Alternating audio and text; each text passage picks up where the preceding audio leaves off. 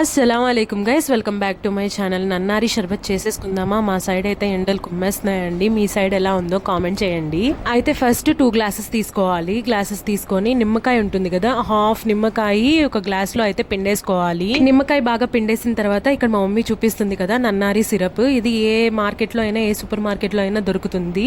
అదైతే ఒక 2 స్పూన్స్ అట్లా యాడ్ చేసుకోండి, చాలు, సరిపోతుంది.